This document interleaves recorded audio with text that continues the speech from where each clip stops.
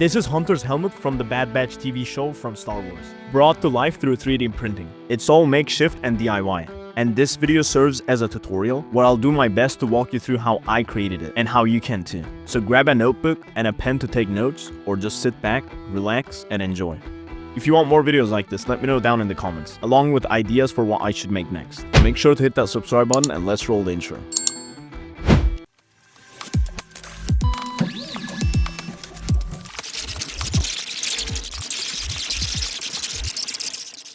Before we jump in, I just want to let you know that these are old videos that I'm re-uploading.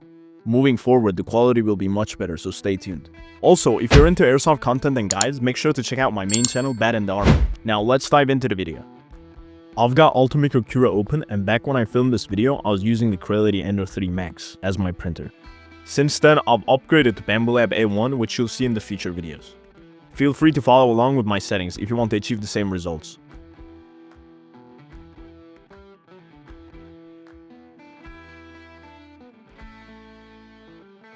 For this print, I'm adding a support blocker to the top part of the helmet because I only want supports on the bottom.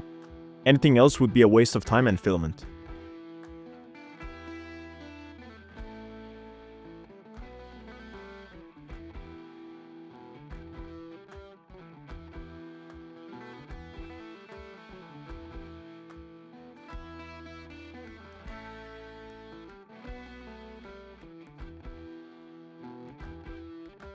Once the print is done, I clean it up by removing the supports. Now on to sanding. I start with a 60 grit sandpaper. And remember, always wear a mask with filters to protect your lungs. The 60 grit paper helps knock down those first layer lines, making the next steps easier and reducing overall sanding time. At this stage, it's still not enough. All the lines need to almost disappear. So I switch to 120 grit sandpaper. Next, I apply 2 coats of filler primer to help cover any remaining gaps between the lines. Once the primer is dry, I use glazing and spot putty or wood filler to tackle the areas where layer lines are still visible. This happens often due to layer shifting, especially on the dome of the helmet. If filler ends up in unwanted cracks, I use a needle to clean it out. Then I move on to sanding with 220 grit paper. An orbital sander can be super helpful here, using the same grit for a smoother finish.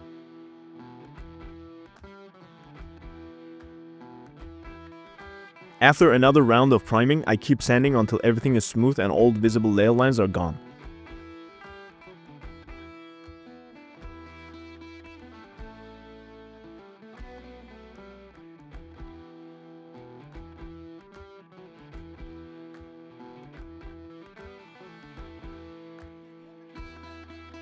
For the base coat, I apply 2 coats of matte black primer, which gives me a nice foundation to work with.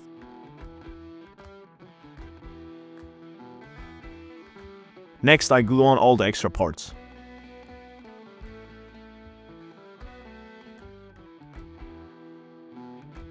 And now the fun part begins. I use dry brushing method to paint the helmet. Dry brushing is a technique where you use small amount of paint on a dry brush to lightly apply color to raised surfaces. This creates a weathered and worn effect that brings out details and textures. I continuously check reference pictures and try to replicate the same worn look. It's meant to feel like Hunter himself hand-painted this helmet, so I do my best to capture that style.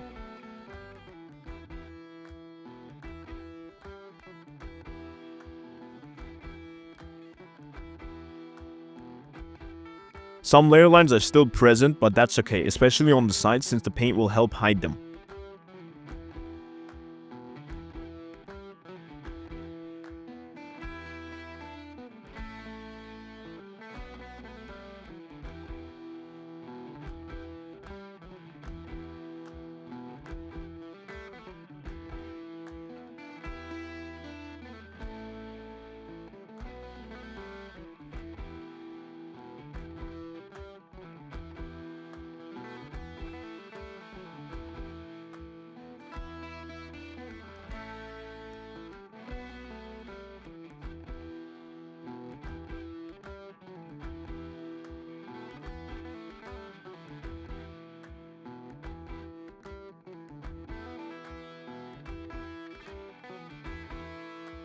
As for the visor, I make it out of acrylic sheet and a car window tint. To add comfort, I cut pieces of Eva foam and placed them inside the helmet.